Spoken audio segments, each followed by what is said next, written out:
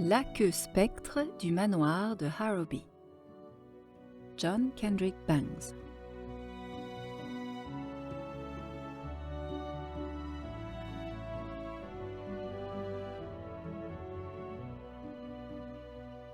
Le problème du manoir de Harrowby, c'est qu'il était hanté. Qui plus est, le fantôme ne se contentait pas d'apparaître au chevet de la malheureuse personne qu'il était venu hanter, mais s'obstinait à y rester 1 heure entière avant de disparaître. L'apparition ne se matérialisait que la veille de Noël, au moment précis où l'horloge sonnait le 12e coup de minuit. C'était sa seule entorse à l'originalité, sans laquelle il n'est pas de succès possible dans le monde des spectres. Les propriétaires du manoir de Harrowby avaient fait tout ce qui était en leur pouvoir pour se débarrasser de cette ruisselante dame constituée d'eau qui émergeait du plancher de leur plus belle chambre d'amis, sans aucun résultat. Ils avaient essayé d'arrêter l'horloge, pensant que le fantôme ne saurait pas qu'il était minuit, mais le spectre apparut, malgré tout, plus humide que jamais, inondant de sa présence tout ce qui l'entourait. Puis ils calfatèrent toutes les fissures du plancher avec le meilleur chanvre qu'ils purent trouver et le recouvrirent de plusieurs couches de bitume et de toile de bâche. Les murs furent imperméabilisés, ainsi que les portes et les fenêtres, les propriétaires ayant imaginé que la malheureuse ne parviendrait pas à s'infiltrer dans la pièce suite à de telles précautions. Mais cela ne suffit pas. Au Noël suivant, elle apparut aussi vite que d'habitude et terrorisa l'occupant de la chambre en s'asseyant auprès de lui pour plonger ses caves yeux bleus dans les siens. Celui-ci eut le temps de remarquer que des filaments d'algues tout dégoûtants d'eau salée enlaçaient ses longs doigts à queue et qu'elle lui caressait lentement le front avec, jusqu'à le rendre fou. Puis il s'évanouit et son hôte le trouva toujours inconscient dans son lit le lendemain matin, saturé d'eau de mer et d'effroi, une combinaison dont il ne se remit jamais car il mourut 4 ans plus tard de pneumonie et d'épuisement nerveux à l'âge de 78 ans. L'année suivante, le maître de maison renonça complètement à ouvrir la meilleure chambre du manoir, pensant que le spectre se contenterait de hanter les meubles.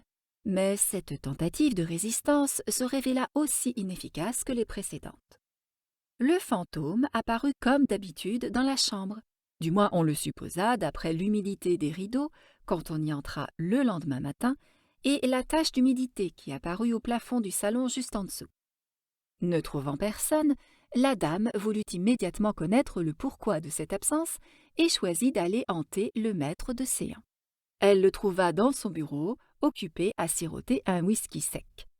Il était en train de se féliciter d'avoir mis un terme aux activités de son aquosité, lorsque, tout d'un coup, ses cheveux perdirent leur frisure, la bouteille de whisky déborda, et il se trouva aussi trempé que s'il avait plongé dans le réservoir d'eau de pluie. Lorsqu'il se remit du choc qui fut sévère, il avisa devant lui la dame aux yeux caves et aux mains pleines d'algues. Cette vision était si inattendue et si terrifiante qu'il s'évanouit, mais il se réveilla aussitôt à cause de l'eau qui, goûtant de sa chevelure et baignant son visage, l'avait ranimé. Il se trouve que le propriétaire du manoir de Harrowby était un homme courageux. Bien qu'il n'ait pas été transporté de joie à l'idée de converser avec un fantôme, surtout un fantôme aussi dégoulinant que celui qui se tenait devant lui, il résolut de ne pas se laisser impressionner. Il lui avait fait le compliment de défaillir à son arrivée, il estimait à présent qu'il était en droit d'apprendre certaines choses à son sujet. Il aurait aimé mettre des vêtements secs, mais l'apparition refusa de le quitter un seul instant jusqu'à ce que son heure soit écoulée, alors il renonça à ce réconfort. Dès qu'il faisait un mouvement, elle le suivait, ce qui eut pour effet de gorger d'eau tout ce qu'elle toucha. Pour tenter de se réchauffer, il s'approcha de la cheminée, un mouvement qui s'avéra fort maladroit, car il amena le fantôme juste au-dessus du feu, ce qui l'éteignit. Le whisky n'était plus d'aucune aide non plus, tant il était dilué. Il devait à ce moment être constitué d'au moins 9/10 d'eau. Il fit donc la seule chose qu'il pouvait encore faire pour parer aux effets nocifs de la rencontre, c'est-à-dire avaler 10 pilules de quinine avant que le fantôme n'ait eu le temps de s'en mêler. Il se tourna alors vers elle et lui dit avec une certaine sécheresse « Loin de moi l'idée d'être impoli envers une femme, madame, mais que je sois pendu si je ne souhaite pas de tout mon cœur que vous cessiez ces infernales visites chez moi.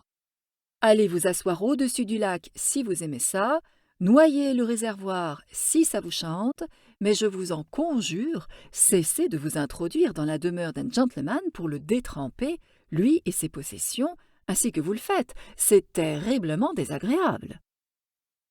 Henry Hartwig Oglethorpe, répondit le fantôme d'une voix gargouillante, vous ne connaissez pas ce dont vous parlez. Madame, rétorqua le malheureux propriétaire, j'aimerais que cette remarque soit exacte. Je parle de vous. Il me serait fort agréable de ne pas vous connaître. Voilà qui est fameux, glouglouta le fantôme en faisant gicler un bon litre d'indignation sur le maître des lieux. C'est peut-être un magnifique trait d'esprit, mais en tant que commentaire à propos de mon affirmation selon laquelle vous ne connaissez pas ce dont vous parlez, c'est une belle impertinence. Vous ne savez rien du sort qui me condamne à hanter cet endroit année après année. Il ne me plaît guère d'apparaître dans ce manoir et d'y faire moisir tout ce que je touche. Je n'ai jamais eu l'ambition d'être un bain-douche, mais là est mon destin. Savez-vous qui je suis? Non, je l'ignore. J'imagine que vous êtes la dame du lac ou la marquise d'eau. Vous êtes bien spirituel pour un homme de votre âge, rétorqua le fantôme. C'est vrai, mon humour est noir et mon rire est sec. Je ne peux pas en dire autant de vous, fit remarquer le maître de maison. C'est certain, je ne suis jamais sèche. Je suis l'aqueux spectre du manoir de Harrowby, et la sécheresse est une qualité dont je ne puis que rêver. Ce soir, cela fait 200 ans que je suis titulaire de ce désagréable poste. Comment, au nom du ciel, avez-vous été embauché? Demanda le propriétaire des lieux. Par un suicide, répondit le spectre. Je suis le fantôme de la belle jeune fille dont le portrait orne la cheminée de votre bureau. J'aurais été votre arrière-arrière-arrière-arrière-grand-tante si j'avais vécu, Henry Hartwig Oglethorpe, car j'étais la sœur de votre arrière-arrière-arrière-arrière-grand-père. Mais qu'est-ce qui a bien pu vous pousser à faire subir un tel sort à cette demeure? Je ne suis pas à blâmer pour ça, c'est la faute de mon père. C'est lui qui a construit le manoir de Harrowby et la chambre hantée aurait dû être la mienne. Il l'avait fait décorer en rose et en jaune, alors qu'il savait très bien que je ne supportais que le bleu et le gris. Il ne l'a fait que pour me contrarier. Je pense avoir réagi avec le panache approprié en refusant de m'y installer, sur quoi mon père a déclaré que je pouvais bien m'installer sur la pelouse si ça me chantait, car cela l'indifférait au plus haut point. Cette nuit-là, je me suis échappée de la maison et j'ai sauté dans la mer du haut de la falaise. Voilà qui était imprudent. Oui, on me l'a dit depuis. Si j'avais su ce qui m'attendait, je n'aurais pas sauté. Mais je ne l'ai réalisé qu'après m'être noyée. J'étais dans l'eau depuis une semaine quand une Néréide est venue me trouver et m'a annoncé que j'étais désormais une de ses esclaves, ajoutant que mon sort me condamnait à hanter le manoir de Harrowby pendant 1 heure, toutes les veilles de Noël, pour le restant de l'éternité. Mes instructions étaient de hanter cette chambre si elle était habitée, et si elle ne l'était pas, de passer le reste de l'heure avec le maître de maison. Je vais vendre le manoir. Vous ne le pouvez pas, car il est dit aussi que je dois apparaître au moment de la signature des papiers pour dévoiler à l'éventuel acquéreur le terrible secret de sa demeure. Êtes-vous en train de me dire qu'à chaque veille de Noël où il n'y aura personne dans la chambre d'amis, vous allez me hanter où que je sois, diluant mon whisky, ruinant mes boucles, éteignant mon feu et me trempant jusqu'aux os? Vous avez tout compris, Oglethorpe, sans compter que peu importe où vous vous trouverez, si cette chambre est vide, où que vous soyez, je vous inonderai de ma présence. À ce moment, l'horloge sonna 1 heure et l'apparition s'effaça. C'était peut-être plus un dégoulinement qu'un effacement à proprement parler, mais en tout cas elle disparut totalement. « Par Saint-Georges et le dragon !» s'exclama le maître de Harrowby en se tordant les mains. « Je veux bien parier mon chapeau qu'au prochain Noël, il y aura quelqu'un dans la chambre d'amis. Sinon, je vais encore passer la nuit sous la douche. » Mais le maître de Harrowby aurait perdu son pari si quelqu'un avait été là pour le relever, car lorsque revint la veille de Noël, il était dans sa tombe, n'ayant jamais recouvré la santé après le coup de froid qui l'attrapa au cours de cette terrible nuit. Le manoir fut fermé, et l'héritier de la propriété se trouvait dans sa garçonnière de Londres, lorsqu'arriva l'heure fatidique qu'avant lui son père avait vécue. Mais étant plus jeune et par conséquent plus robuste, il survécut au choc. Son appartement fut dévasté. Les pendules rouillèrent jusqu'au dernier rouage, sa belle collection de pastels fut effacée par l'attaque de l'aqueuse présence, et pire encore, les appartements sous le sien furent inondés par l'eau qui s'infiltrait par les plafonds, et il fut obligé de rembourser la réparation des dommages avant d'être invité par sa logeuse à quitter l'immeuble au plus vite. L'histoire de la malédiction dont sa famille était victime s'était répandue, et plus personne ne l'invitait, sinon au thé et aux réceptions données l'après-midi. Les pères des jeunes filles refusaient de le laisser rester chez eux après 8 heures du soir, de peur que quelque urgence dans le monde des spectres n'oblige le fantôme constitué d'eau à apparaître un autre soir que la veille de Noël et avant l'heure fatidique où les cimetières, ignorant des lois et des horaires qui gouvernent la société raffinée, laissent échapper leurs hôtes. Les jeunes filles elles-mêmes refusaient sa compagnie, craignant la destruction de leur toilette favorite par l'incursion inopinée d'une ruisselante fille d'Ève. Aussi l'héritier du manoir de Harrowby prit-il la décision, comme ses ancêtres depuis maintes et maintes générations, de faire quelque chose. Sa première idée fut d'envoyer un des domestiques occuper la chambre hantée à l'heure fatidique. Mais il échoua lamentablement, car les domestiques connaissaient l'histoire de cette chambre et se rebellèrent. Aucun de ses amis ne consentit à sacrifier son confort personnel au sien, et il fut impossible de trouver, par toute l'Angleterre, un homme assez pauvre pour accepter d'occuper la sinistre chambre contre rémunération. Il imagina ensuite faire agrandir la cheminée afin que le fantôme s'évapore dès son apparition, et il se félicitait déjà de sa brillante idée lorsqu'il se souvint de ce que son père lui avait dit, qu'aucun feu ne pourrait résister à la contagion de l'extrême humidité exudée par la femme. Il pensa alors aux conduites de vapeur. Celles-ci, si sa mémoire était exacte, étaient capables de résister à la pression de plusieurs mètres d'eau de mer et de conserver suffisamment de chaleur pour faire s'évaporer l'eau à leur contact.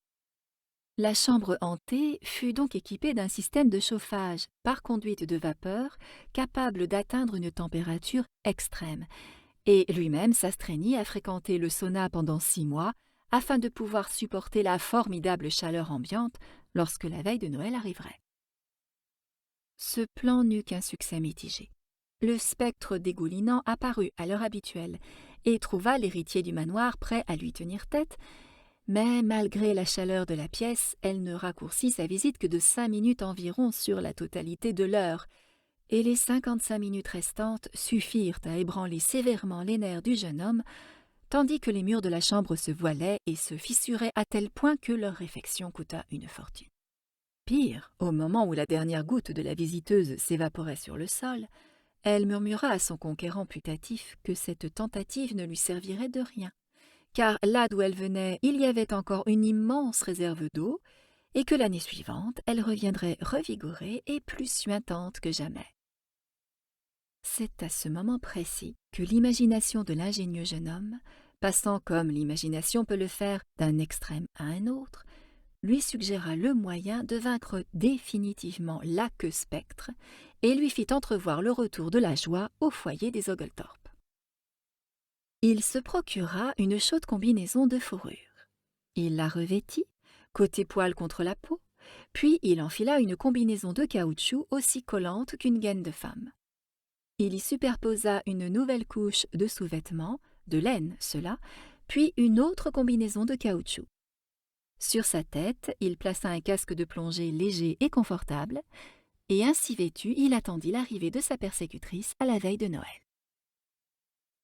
C'est une nuit glaciale qui suivit ce 24e jour de décembre. Dehors, l'air était immobile et la température inférieure à 0. Dedans, tout était silencieux. Les domestiques du manoir attendaient le cœur battant l'issue de la campagne menée par leur maître contre sa visiteuse surnaturelle. Lui-même était allongé dans la chambre hantée, vêtu de la manière indiquée, puis l'horloge sonna 12 coups.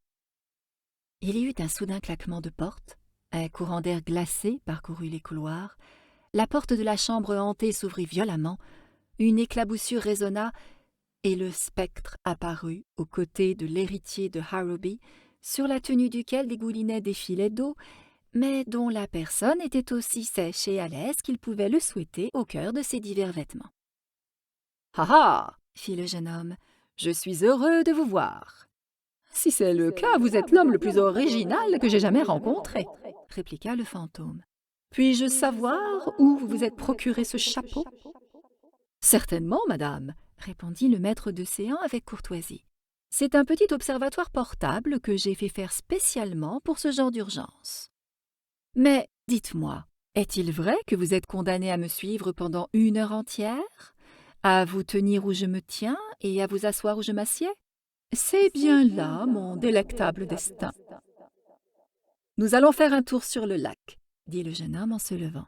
« Vous n'arriverez pas à vous débarrasser de moi de cette façon-là, » susurra le spectre. « L'eau ne m'avalera pas, en fait elle risque même de me faire grossir. »« Peu importe, » dit-il fermement, « nous allons faire un tour sur le lac. »« Mais mon cher monsieur, » répondit le fantôme à contre-cœur, « il fait terriblement froid dehors. Vous allez geler tout entier avant d'y avoir passé 10 minutes. »« Oh que non, je ne vais pas geler. Je suis très bien couvert. Allons, venez, » conclut-il sur un ton si péremptoire que le fantôme clapota légèrement. Ils sortirent. Ils n'étaient pas allés très loin que déjà le spectre commençait à montrer des signes de détresse. « Oh, vous marchez trop lentement, » pleurnicha-t-elle. « Je suis presque gelée. Mes genoux sont si raides que je peux à peine avancer. Je vous conjure d'accélérer le pas. »« Rien ne me ferait plus plaisir que d'obliger une dame, » rétorqua le jeune homme. « Mais mes vêtements sont très lourds et je ne puis aller plus vite qu'à 100 mètres à l'heure. En fait, je crois même que nous ferions mieux de nous asseoir ici, sur cette congère, pour discuter de toute cette affaire. »« Oh non, non, je vous en prie !» gémit le fantôme. « Laissez-moi continuer à avancer. Je sens bien que je suis en train de me rigidifier. Si nous nous arrêtons ici, je vais être congelée sur place. »« Madame, voilà exactement ce qui nous amène ici, » fit-il d'une voix douce en s'asseyant sur la congère. « Nous ne sommes ici que depuis 10 minutes, il en reste 50. Prenez votre temps, madame, mais gelez, c'est tout ce que je vous demande. »« Je ne peux plus bouger ma jambe droite !» cria le spectre désespéré. « Et ma robe est un voile de glace. Oh mon bon, mon cher monsieur Oglethorpe, allumez un feu et délivrez-moi de ces chaînes de glace. »« Jamais, madame, c'est impossible. Cette fois, je vous tiens. »« Hélas !» pleura le fantôme, une larme glissant le long de sa joue gelée. « Aidez-moi, je vous en prie. Aidez-moi, je vous en supplie. Je gèle. »« Gelez, madame, gelez, » répondit Oglethorpe froidement. « Ça fait 203 ans que vous nous submergez, mes ancêtres et moi. Ce soir, c'était la goutte de trop. »« Sans doute, mais je vais fondre à nouveau. Et alors, vous allez voir ce que vous allez voir. À la place du fantôme tiède et aimable que j'ai été, monsieur, je serai constitué d'eau glacée. »« Non, vous ne le serez pas, » rétorqua Oglethorpe, « car lorsque vous serez gelé jusqu'à vos fantomatiques os, je vous enverrai en chambre froide dans un entrepôt où vous resterez à jamais, transformé en sculpture de glace. »« Mais les entrepôts peuvent brûler. » »« Il est vrai, mais pas celui-là. Il est construit en amiante et entouré de murs à l'épreuve du feu, à l'intérieur desquels la température est à présent et pour toujours de moins 213 degrés. C'est assez froid pour transformer n'importe quelle étincelle de ce monde ou de l'autre en glaçon, ajouta-t-il avec un gloussement. Pour la dernière fois, je vous en conjure, délivrez-moi. Je me mettrais à genoux s'il n'était déjà solidifié. Je vous supplie de ne pas... À ce moment-là, les mots se figèrent sur les lèvres de l'aqueuse apparition et l'horloge sonna 1 heure. Un frisson parcourut le corps emprisonné et la lune, sortant d'un nuage, illumina la silhouette pétrifiée d'une magnifique jeune femme sculptée dans la glace. L'apparition de Harrowby se tenait là, vaincue par le froid, prisonnière pour le reste des temps. L'héritier du manoir de Harrowby avait enfin gagné. À ce jour, Un entrepôt de Londres contient encore la forme frigorifiée d'un être qui n'inondera plus jamais la maison des Oglethorpe de douleur et d'eau de mer. Quant à l'héritier de Harrowby, sa victoire sur le fantôme l'a rendu célèbre, une célébrité qui l'auréole encore, bien que sa victoire date à présent de plus de 20 ans. Loin d'être impopulaire auprès du sexe faible, comme il l'était lorsque nous avons fait sa connaissance, il ne s'est pas seulement marié 2 fois, mais doit mener une 3e jeune fille à l'autel avant la fin de l'année.